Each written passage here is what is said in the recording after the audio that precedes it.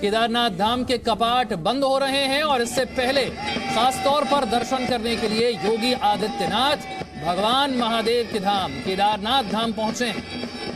सबसे पहले आपको संध्या आरती दिखाते हैं।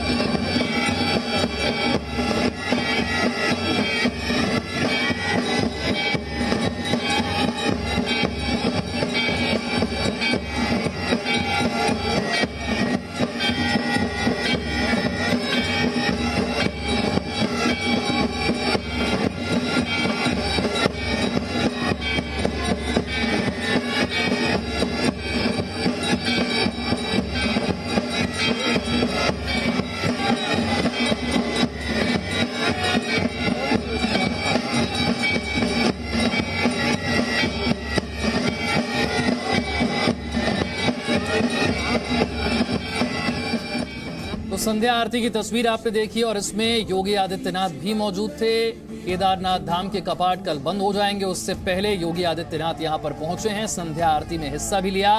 और अब दूसरी तस्वीर आपको दिखाते हैं, रोशनी में जगमगाते केदारनाथ मंदिर की यह तस्वीर, बेहद खूबसूरत तस्वीर। रोशनी में जगमगाता केदारनाथ धाम। दिवाली से पहले भी सैकड़ों की संख्या में भक्त यहां पर मौजूद थे। हालांकि कोरोना के चलते बहुत ज्यादा बड़ी संख्या में भक्त यहां इस बार नहीं पहुंच पाए। आप भी अपने घर बैठे केदारनाथ धाम के दर्शन कर सकते हैं जी न्यूज के माध्यम से। किस तरह खूबसूरत रोशनी से जगमगा रहा है मंदिर, ये तस्वीरें आपके सामने। योगी आदित्यनाथ उत्तर प्रदेश के मुख्यमंत्री केदारनाथ धाम में मौजूद। पहले अयोध्या में मनाई दिवाली और अब भगवान महादेव के धाम केदारनाथ धाम में मौजूद हैं। मुख्यमंत्री योगी आदित्यनाथ संध्या आरती में हिस्सा ले रहे हैं।